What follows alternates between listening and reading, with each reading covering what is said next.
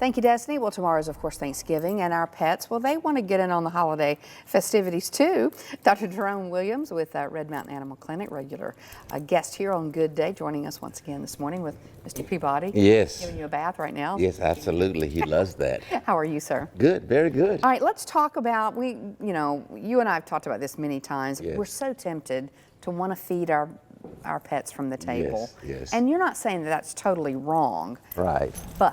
But if your pet's not used to table food, then be cautious as to what you give and how much you give. Because just enough, maybe enough to upset them where they'll be coming to see me or another veterinarian soon after because of a digestive upset. All right, you made a list of, and I think, Kelly, if we can put that up, I think the things that are safe to give our pets. Yes.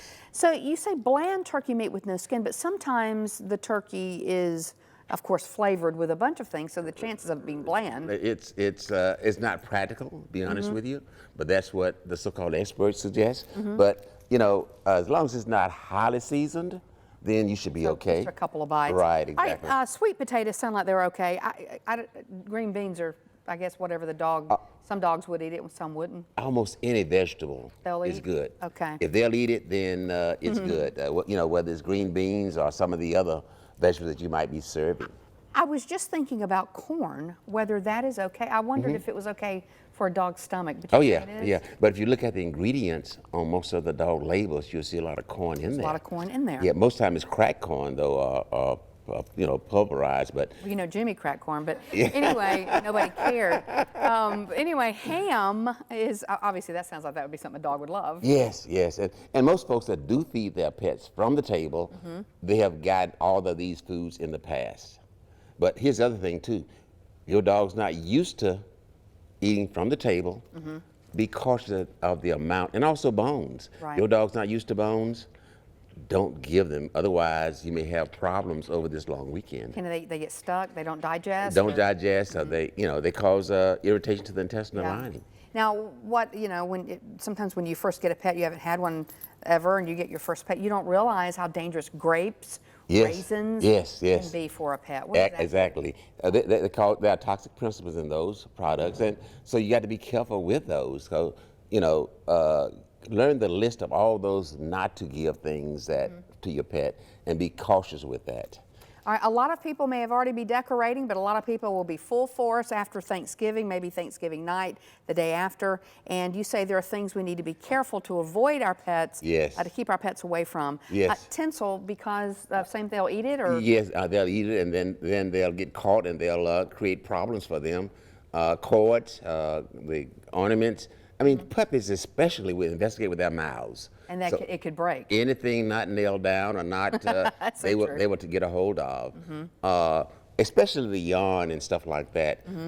In the tree water, there are chemicals in it that help preserve the life of the tree. Okay. And that could be toxic.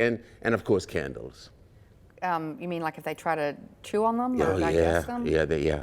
I mean, they're going to investigate with their mouths, and they're going to chew on it, eat it, swallow it. They're going to try anything. Anything, yes. All right, so those are just some of the tips for having a safe holiday with your pet. Before we let Dr. Williams go, though, I know many of you have been following the story of this, what they're describing as a mysterious illness that some pets are getting. I think 5 or 6 states now have this. What do you know about this, and what do people need to be concerned about if they do? It's a respiratory condition that's going around. We don't know exactly the cause of it.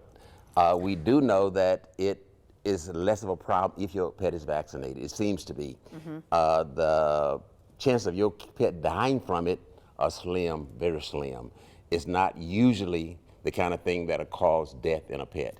And the course of the action could last for 2 or 3 weeks. Okay. But don't put your pet in an environment where there might be other pets with it. The problem is, though, right now is the time of year people board their dogs a lot.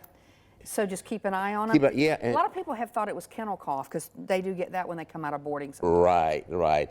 And the etiology has not been determined. And when the labs, including Auburn, do the research on what the samples that have been submitted, they have not been able to identify the causative agent. That's the challenge that we have now. Just like with people with our influenza and COVID, there may be mutations or changes in the virus. Is it just a matter of time, though? They actually they can get to it? And I do think that the media has overhyped the problem. And he means just by talking about it in social media, he doesn't mean us. No. Yeah. We're here to inform you, That's right. keep you informed, and we're going to keep doing that. That's right. All right. Thank you so much. It's good to see you, Mr. Peabody. He is ready to go run around. Yes, so good to be here. Thank Happy you. Thanksgiving. Now here's Jay.